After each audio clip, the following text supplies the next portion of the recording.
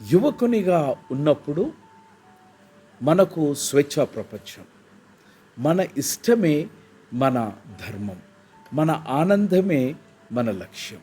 ఆ సమయాల్లో పెద్దవారు చెప్పినటువంటి మాటలు మనకు బంధనాలుగా కనిపిస్తాయి.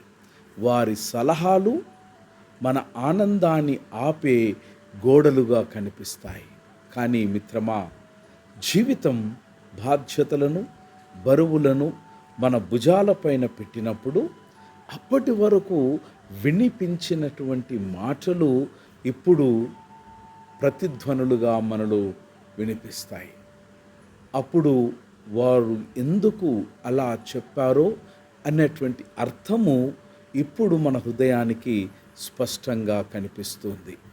వయస్సు పెరుగుతుంది, కానీ కేవలము సంవత్సరాలు కాదు. మన ఆలోచనలు పెరుగుతాయి, మన నిర్ణయాలు లోతుగా మారుతాయి, మన జీవితము కొత్త దశలో నడుస్తూ ఉంది. ఇది కాలము నేర్పిన పాఠం మిత్రమా. మనిషిని ఎవరు పూర్తిగా మార్చలేరు, కానీ కాలం మాత్రం క్రమేపీ మనల్ని మనమే అర్థము చేసుకునేలా చేస్తుంది.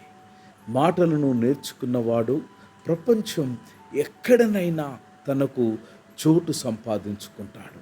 ఎందుకంటే మాటల్లో ధైర్యం ఉంటుంది, మాటల్లో అవకాశం ఉంటాయి. కానీ మాట్లాడడానికి భయపడేవాడు తనలో తానే బంధించబడతాడు.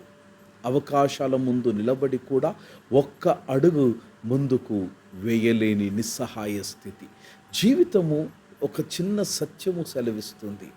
వినడం జ్ఞానమిస్తుంది, అర్థం చేసుకోవడం పరిపక్వతనిస్తుంది, మాట్లాడడం జీవితం ఇస్తుంది. ఇది కేవలము అనుభవము కాదు, నీ జీవితము నేర్పిన లోతైన సత్యం. God bless.